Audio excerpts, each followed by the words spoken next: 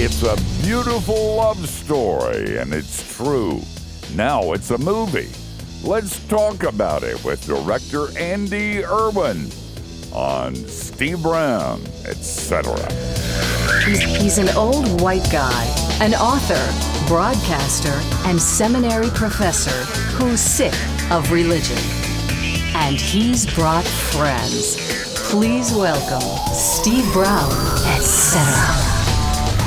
We are so glad you're here, and you always have a place at our table. I'm Steve, the aforementioned old white guy. Look for the new movie about me, 50 Shades of Brown. Spicy. I don't know if I'll be seeing that one. I don't know. And then our favorite mega church pastor, Zach Van Dyke, is here. In his years as an actor, Zach experienced self-doubt, rejection, heartache, and now he's a pastor. Easier gig. No, it's not. No. Not even close. Matthew Porter's with us. Matthew used to write comedy for us. Now he writes these stupid intros. That was a demotion, Matt. Absolutely true. Our producer, Jinx, is working hard in the little glass booth. Jinx loves the sound of music, specifically the sound of Van Halen. That is a good one. Yes. Our video director, John Myers, is in the tech bunker. John already watched Andy's new movie online, but it was in Chinese. And Dr. George Bingham, of course, is the president of Key Life. George sometimes feels like a Blockbuster guy in a Netflix world. That's a good line. Good one, Matthew. And then Kathy Wyatt, of course, is the soft feminine side of the program. She is and will always be a leading lady. Oh my goodness. You What know, do you want? Bring up the music. Your birthday isn't even coming up, Matthew. Hey, look, I'm always ABC, always be closing, looking for some muffins or baked goods. What Van Halen goes with that line? Running with the devil. Everybody wants some. Listen, guys, Andy Erwin is half of a filmmaking duo. The brothers, Erwin Brothers, and he serves as Chief Creative Officer at Kingdom Story Company. In 2010, Andrew and his brother John began exclusively developing dramatic feature films. Their projects include October Baby, Mom's Night Out, Woodlawn, and the 2018 hit, I Can Only Imagine. I love that movie. And each of these films have opened in the box office top 10. The Erwin Brothers' latest film is called I Still Believe, and it opens in theaters on March the 13th. Couldn't you do it on the 14th? I mean, isn't that kind of a bad move to open something? Is that a Friday? We like some risk to it, so we decided to have a little adventure and launch on Friday the 13th. So it'll be fun. Maybe they're Presbyterian and it doesn't matter. That's right. It was foreordained from the beginning. Exactly. Andy, tell us a little bit about the movie and the story behind it. Yes, Steve. I'll let you read my bio any day. I love hearing your voice. Yeah, for the movie I Still Believe, after we finished I Can Only Imagine, and that was, of course, a music story, we were trying to find, my brother and I were trying to find what story to do next. And somebody told us about musician Jeremy Camp and about his love story with his first wife, Melissa, and her battle with cancer.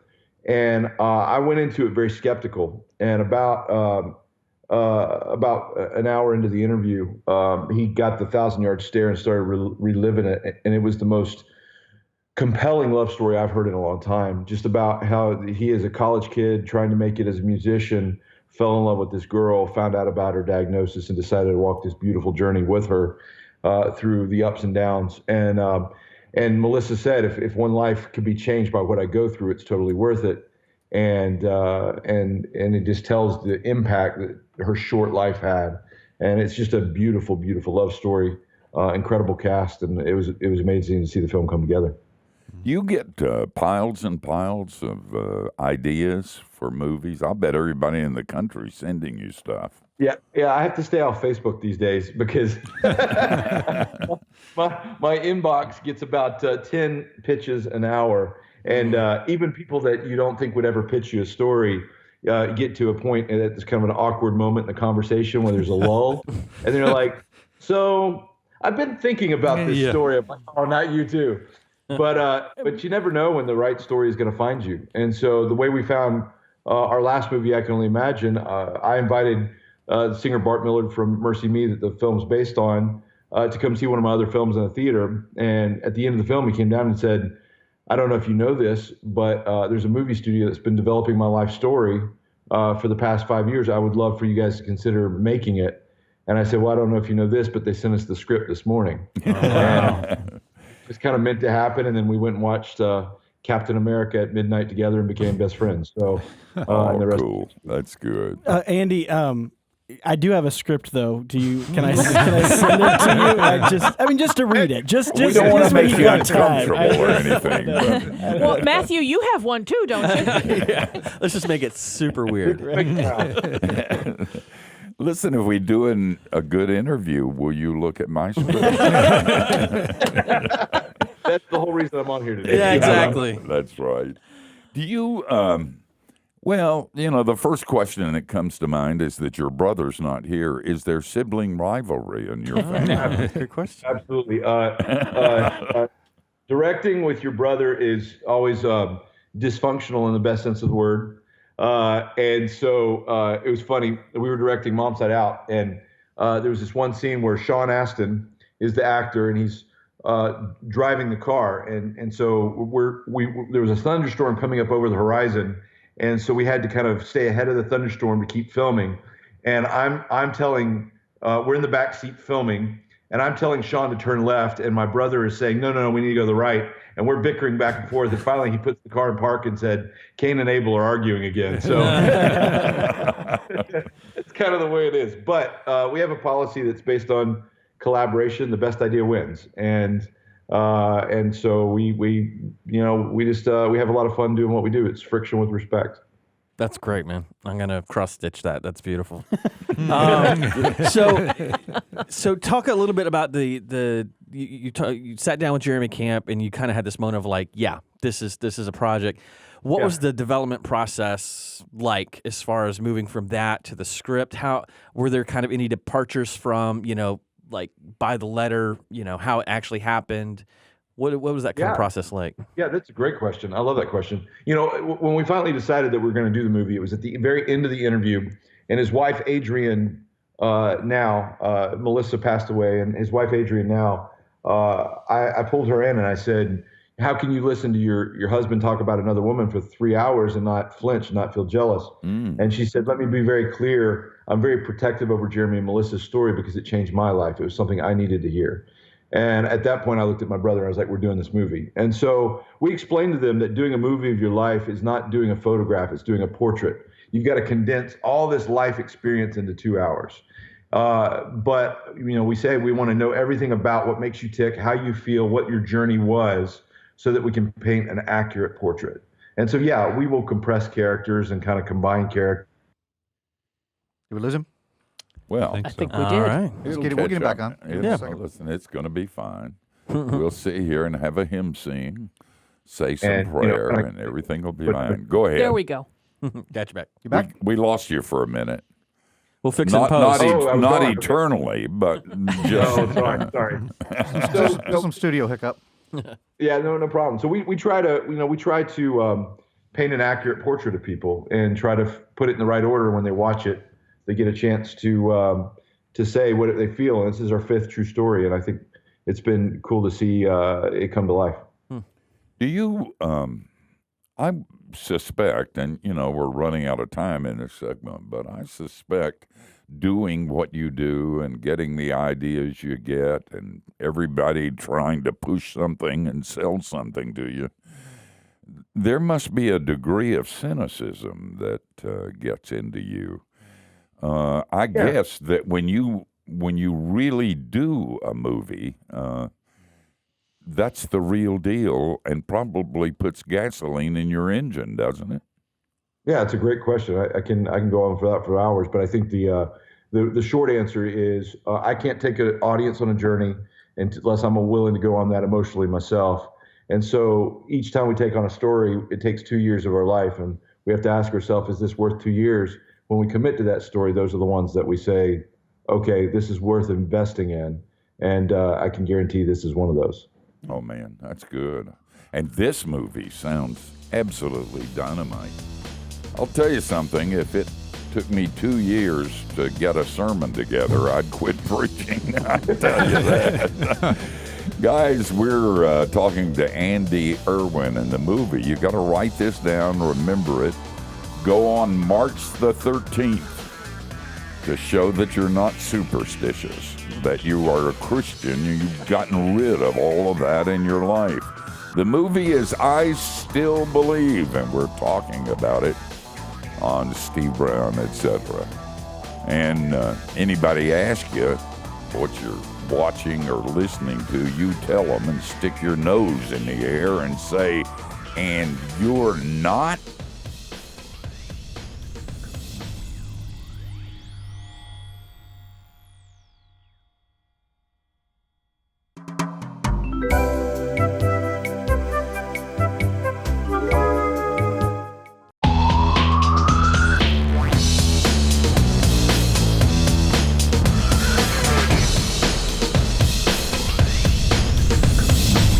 Talking with Andy Erwin, and his film is I Still Believe, and it opens in theaters March the 13th. Write that down. Buy a bunch of tickets, and you'll rise up and call me blessed for having told you about it. Andy, I got a chance to see the movie in advance screener of it, and I signed an NDA that says I wouldn't give my opinion. But if I did give my opinion, I would say I enjoyed it. But I want to honor that commitment, so I'm not going to say that. Who's this film for? Who's the intended audience for this? What we're trying to do is, honor the audience that we've cultivated over the years, which is a growing audience of faith. I think that, John and I, we have a philosophy that faith is not a genre. It's an audience to serve. And so, but we're trying to do films that really appeal to all the things that we hold dear as Christians, but they work outside of the church walls. And so that's kind of why we gravitate towards true stories, because that allows us to show the power of somebody's real life experience in a way that is palatable to somebody that's not a believer. The thing that we're excited about with this one is we feel like because of the cast that came together and because of the young love story, we feel like this has a chance to go younger. So it's playing really, really well with young adult college age people because of KJ Apa. And I felt really old when we cast him because I didn't know what the show Riverdale was, but his 20 million followers on Instagram kept trying to sneak on our film set every day. And it was like the Beatles. It was ridiculous. So we're really excited to see that kind of story continue to broaden. And Lionsgate as a studio has really gotten behind what we're doing with Kingdom Story Company, and they're allowing us to tell bigger and broader stories. So we're about to go into production on the Kurt Warner story of going back to football. That rolls camera in May, and so we're really excited about the future. But this one's definitely, they're giving this an IMAX release on 3,000 screens, so which keeps me throwing up twice a day. So, but I don't know a thing about this business, but just some advice from the old guy. doesn't seem to me that a product about cancer and dying is going to sell a lot of tickets. I guess you throw Jesus in there, and that helps a little bit.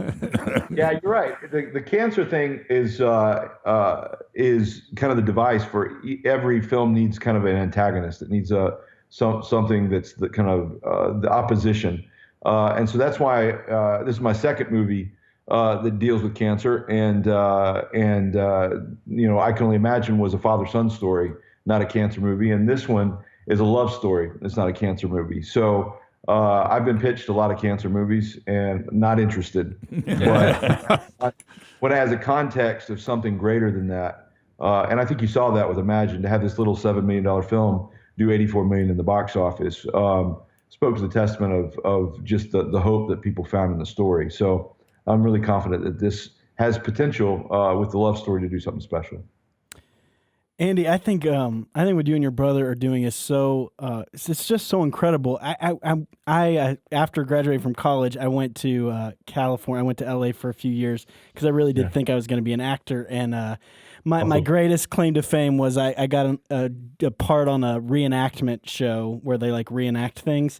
So I didn't even have any lines, and it was called Diary of an Affair. So I was like reenacting someone's affair, and it was in that moment that I realized, like, I don't know that this is right for me. Like, I don't know that. And so I say that to say you guys have entered into a world that isn't really easy to navigate as a person of faith, as a person who follows Jesus. And I'm just curious, like, what that's been like for y'all, kind of entering in a world that's so not always opposed, but just like so kind of unaware of Christianity. Yeah, it's well, we got to talk to your agents and get you back in the saddle. Right. No, forget it. Where I wanted to pitch you. If you saw Diary of an Affair, you wouldn't say that. So. That's great.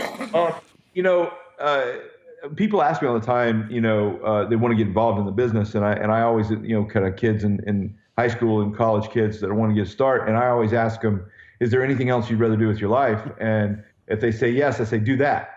Right. But if they say, I'm passionate about this, then it's a worthy endeavor. It's not easy.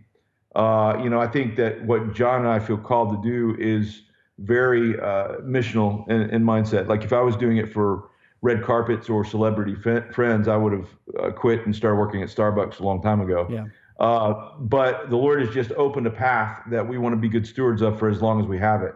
And so, whenever we're either telling a story that we can communicate to a broader audience, or have a position of influence with an actor like KJ, or being able to direct somebody like a Dennis Quaid, and you get a chance to have a window of ministry into their lives. It's really great, and we love it. So we appreciate it that God's given us that opportunity, and we try to stay faithful to that calling. Yeah, that's great. Andy, my question involves the opening of the movie. You said, I think you said that like 3,000 theaters. Is that right? Yeah. Because I don't know anything about the business. So does a big opening weekend, does that mean that you could get more releases, the opportunity for more theaters? So I guess that's a twofold question. Does that happen? And secondly, then obviously I'm almost answering my own question. So like a big opening weekend is really important. Is that correct? I love your question, and I will pay you for that later.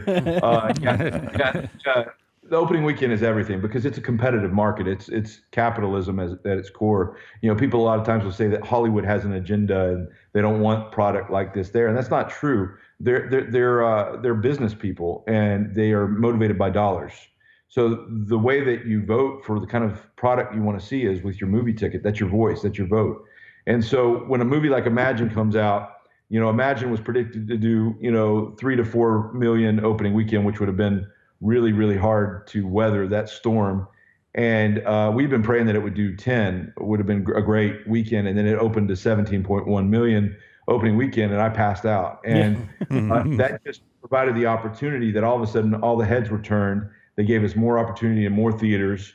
And then it went on a tremendous run. And then when you buy a ticket, for every ticket you buy here in the U.S., you're able to then see it go around the world and with international releases. So this one not only is being released in this country, But because of how Imagine did, they're giving us 87 different countries it's releasing in opening weekend. So they translate it into their languages. It's getting a release throughout the Middle East, in parts of Asia, all over South America. So, that opening weekend is critical for people to show up and vote that this is the kind of product that they want, because that opening weekend can make or break a film.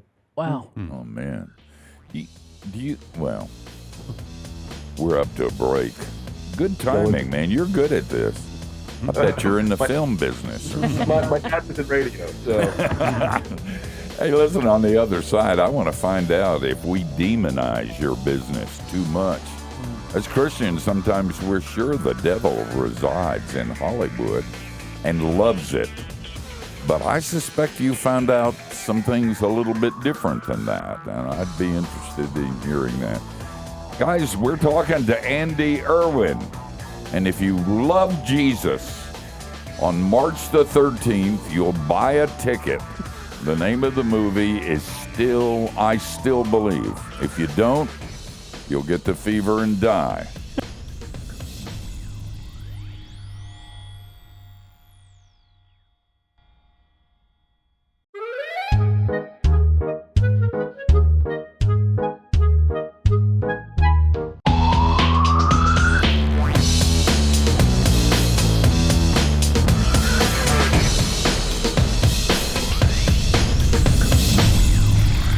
Listening to Steve Brown, etc. And if you're seeing us on YouTube, now those of you in our radio audience, I don't know how many stations, 160 at last count. 250. You can't do that. 250. Good heavens. I'm not that it matters, but if you're seeing us on YouTube, go ahead and hit that subscribe button. We're now closing on 4,000 subscribers. I couldn't care less, but it seems to matter to Matthew, and he told me to say this. It does matter. Thank you. So subscribe and then go out and buy a ticket in Jesus' name for I Still Believe. It's a great movie, and it opens on the 13th. I just have to say, I loved watching you do that. I can just tell there's nothing in you that wanted to say any of that. It is so fun watching him talk about something he doesn't understand. I'm reading my script. Andy, that's true. Andy, before the break, I brought up the idea that Christians kind of demonize Hollywood. I mean, it's all nasty. It's all of the devil. There couldn't be any good thing going. I suspect your experience has been a little bit different than that, hasn't it? Yeah, I think a lot of times we demonize just to kind of self-protect because we feel excluded from the table. But I think we excluded ourselves from the table as Christians decades ago, and kind of stepped out of the idea of being able to influence culture through film. And people took our seat and said, absolutely, we will run with it. And I think it's a business. It's competitive. And so, you have to kind of compete for your spot. And I think when other filmmakers came in with a Christian perspective that bravely kind of forged the path back into that, whether that was, obviously Mel Gibson and then the Kendrick brothers and Devon Franklin and others, the product, when we first started out, Mel excluded, it was, needed a lot of developing and needed a lot of texturing and the quality needed to go up. So we all conceded that, and that the same goes for my films. But as we've begun to learn the industry and to kind of learn how to tell the stories, like Matthew knows, it takes a lot of practice. And I think at this point, some of the stories are starting to be able to get to a place where they can compete on a broader level. So when you have a film like, I can only imagine that does 84 million, all of a sudden the studios seek you out. And so we had 3 major offers from studios to have a long-term deal after Imagine. And at Lionsgate, we just really loved their mindset. We interviewed each of the studios. When we got to them, we said, how do you think? What do you value? And they said, we value entrepreneurs, whether you're a filmmaker or you're a film executive. We form small businesses together to connect with an audience. and we're like, that's our people. And so when we stepped in, we didn't know how many Christians actually worked at that company.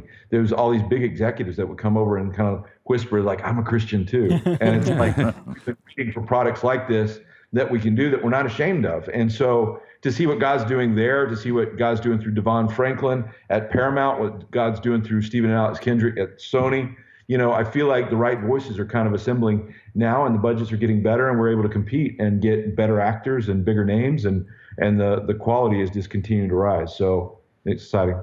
So the approach with this one, it's story first, and it seems like a simple thing to say, but it makes such a qualitative difference.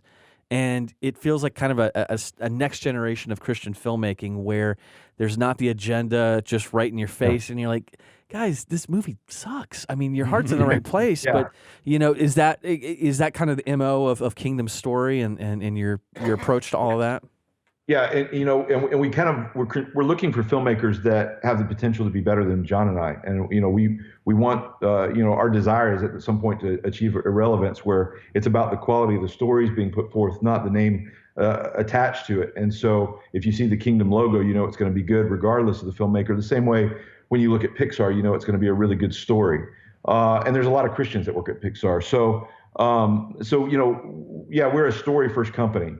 And when we find those stories, we feel like they should communicate to people regardless of what you believe.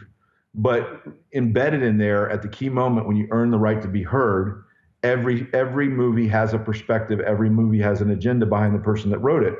And when we get to that moment where we allow the gospel to shine, all we have to do is plant the simple thought of redemption, and we step away and let it kind of reverse engineer. It's called emotional jamming. But you earn the right. So we're very disciplined up front to set a story where you care about these characters. You want to go on the journey. So in this case, with I Still Believe, you really fall in love with Jeremy and Melissa. And KJ and Britt, their chemistry as actors is phenomenal. So when it gets to that point where it takes a turn towards what gives her hope, the audience goes with you regardless of what they believe. And we saw that time and again with Imagine. We're really hopeful about this one. Oh, you go. Do you get criticized for not talking about Jesus more specific? Now wait. we gotta sell product. So we're gonna back out. But you're gonna let him answer though, right? I want to know. No. I just want people to think about it. No.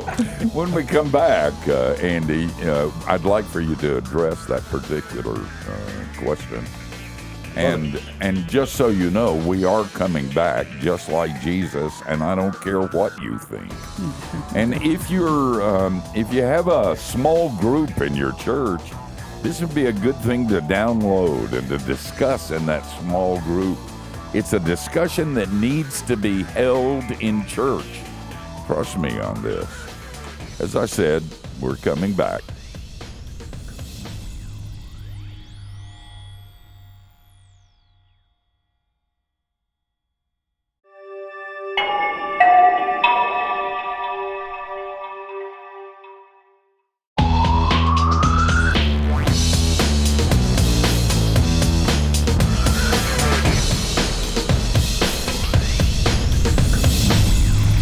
Glad you're with us. The program, Steve Brown, etc. And we're hanging out with Andy Erwin. He's co-director of a new film, I Still Believe. Listen, go to istillbelievemovie.com and follow on social at I Still Believe. I was asking you before the break, do you get criticism from Christians who think you ought to have an altar call at the end of the movie? That's a great question, Steve. I think, at first, when we first kind of started what we were doing, people that were used to faith film were used to kind of one thing. And I think there was a fear of that up front, that we were going to somehow, steer away from what we believed and just try to become, somebody that sells out to the mainstream. We kind of had to educate at first of this is the strategy. And some films are called to preach to the choir, and the people that do that do it well. And that's not us. We feel called to reach out beyond the church walls to those people and introduce them to the idea of redemption.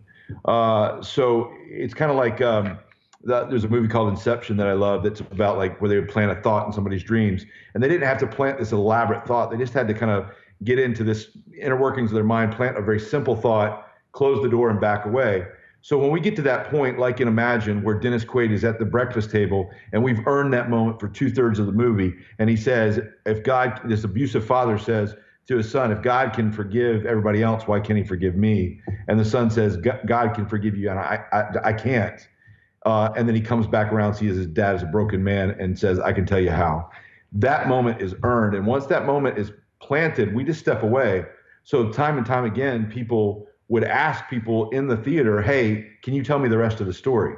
So our desire is to set up the church to win, so the church can do what it's meant to do, and that's minister to the local community. We just provide a conversation starter to kind of get the conversation going. And if we do that well, then we don't have to beat people over the head with it. But it's intentional. It's not done as a marketing gimmick. It's very much ideological at its core. And so as people begin to see that with like Woodlawn, and then especially with Imagine, pastors have begun to adopt that. Hey, this is a way to evangelize our community. And so it's a partnership with the local church that's working really, really well now, that people kind of see what it can do. So good. Andy, I'm the only one at the table that doesn't have a script. But has anybody asked you for a donation? I mean, that maybe something you want to consider. ABC. Yeah, you know. Yep. Absolutely. We'll talk later. Well, and I admire your bravery. I mean, you just come right out there with a spoiler alert for the story. I mean, the main character passes away. There's no. It's all about story, though, right? It's that surprise at the end. No, you were talking off camera about or off air. It's off camera too, right? It is. Yeah, maybe if the YouTube worked this time. Everything is written down. Okay, yeah. I hope I'm hidden from. Anyway. You were talking off air about a next project you've got coming up, and you don't have enough time really to do it, or you have really compressed. Can you talk about that story? Yeah, so the Kurt Warner story, for anybody that's a football fan, it's like the Holy Grail. It's just talk about the underdog of all underdog stories. So Kurt's story, we were contacted by he and Brenda, that we were introduced to them, his wife Brenda, and amazing couple. But the story of Kurt was this guy that was a fifth-year senior at Northern Iowa, and was kind of a bench warmer for 4 of those 5 years. Tried to make it to the NFL and just didn't make it. And met this single mom, Brenda, that had 2 kids, one of which was special needs, and was just fell in love with this family. And kind of became Zach, this special needs kid, became a hero for him. And he began to fight for this family, and he and Brenda got married. And he worked at a local grocery store playing arena football on the weekends just to try to pay the bills. Was out of football for 5 years, and then finally got a tryout for the St. Louis Rams with Dick Vermeil in his final year. Ended up being one of the lowest paid players in the league that year, and became the MVP of the NFL and the MVP of the Super Bowl that year. And so it's supermarket to Super Bowl. It's called American Underdog is the name of the story. It goes into production in May, and it takes us back to our football roots that we got to do with Woodlawn. So we're so excited to bring it to life. It's going to be a big budget mainstream film, and I can't wait for people to see it. You know, that sort of reminded me of, and you answered the question earlier that I had too about film going international. Do you give special consideration to, the fact that the films are going to be distributed internationally? Like in this case, American football using American in the title. Does that change anything? There are things like that, but what drives international product a lot of times is appeal here in the States. China takes the top 30 grossing American films a year and distributes them in their theaters. And so it goes on autopilot that the studio are contractually required to put it out through all their output deals. And so really we try to make products that are going to work here, and then they work internationally. And so we're excited to see that continue. to expand. And our products do really well in places like Australia, New Zealand, and we're kind of branching out into Europe, and it's getting a French release, and all sorts. It's really cool to see what happens. That's awesome.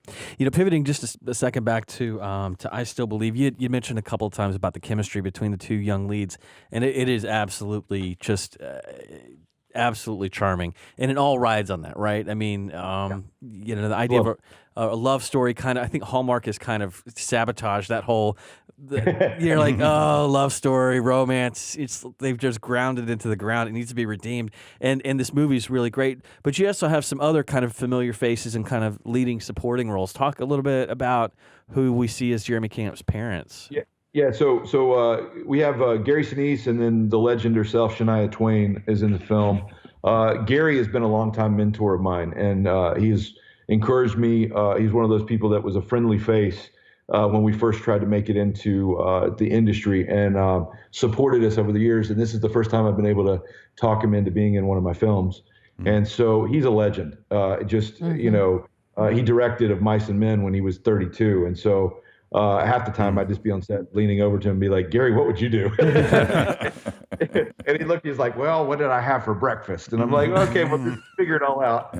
So, and then Shania Twain just really kind of embraced not all the glam that we're used to with her, but just that every mom in this story, and is kind of the heart and soul of the family. So top to bottom, it's an entertaining film that is worth the ticket and the price of admission. So I can't wait for people to see it in theaters March the 13th. It's going to be a really special weekend. Andy, this has been a great hour. I know how busy you are. So thanks for taking the time to be with us. I hope we can do this again when you do your football story. Would love it. And then we'll try to sell you a script. You'll have earned it. Guys, we got to back out, but if you'll stay around for just a little bit, we'll tell you who we're going to do it unto next week. And by the way, my suggestion about your small group, forget that. Make them all buy a ticket to this movie on the 13th of March and go see it in the name of Jesus.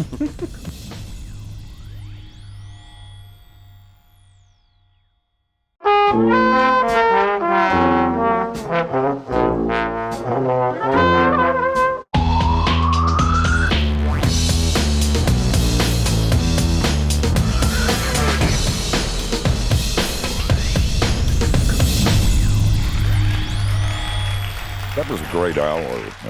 I really like him, and frankly, he really likes us. I think he was surprised. I asked him if he brought the beer, and he knew he was in a different kind of place.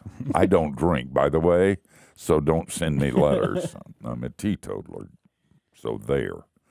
But we need as Christians to find those who are out of the box, who are going places where, and they kid me around here when I read scripts about YouTube, and I've never turned on YouTube, or about Twitter. I've never done it. We have one with the ministry, but somebody will say, Steve, say something controversial, and they put it on Twitter. So I've never been there, and I'm not on Facebook, and so they laugh at me when I do that. So there are places I can't go, and there are people I can't talk to. And the things I don't know about, but there are people who do, and they're generally out of the box, and they think differently than mainstream people like me. They're not, and we need to pray for them. We need to take people like Andy and just say, man, God has raised him up, and to be against that kind of thing because of our proclivities is a sin. It's kind of like when the lead rabbi said, look, this thing might be of God, and if it is, you don't want to be on the wrong side of it. And God's doing some stuff in places you wouldn't believe with people you would not have chosen in a way you wouldn't do it. That means you don't have to do it, but it means you do have to support them. So dummy, buy a ticket, okay? And stand with these guys. Even if you don't want to talk about cancer and death, buy a ticket anyway. It'll be for the kingdom. All right. That ends the sermon. Do you think I'm he's finished. Do you think Now he- we can take up a collection. Yeah. Now we'll take up election. do you think he's cast that football movie yet? I mean, Zach, I think it's got your name written all I mean, over do you think it. it would be rude for me to just send a I- picture? I'm and sure I they think need you a- should do it. Okay, all right. I'm You just, should do I it. think No. you should if do this it. pastor thing doesn't work He out, called you to that's- preach. Deal with it, man. It's He can just a- preach while he's throwing a pass. That's right. That's right. Who's going to be here next week? Actually, next week it will be this stellar group of Oh. people around this table. And in this booth. And in this booth, who will be discussing some incredible subject matter. We do it unto But we've ourselves. already recorded it, and I don't remember what it was. Because I'm old. And we don't even have a product to sell. No, we That'll be don't. unusual. Nice. Guys, we're out of here, but we're going to come back next week. Same time, same week, place. And it's our hope you'll join us. And between now and then, don't do anything we wouldn't. That gives you a wide, wide berth.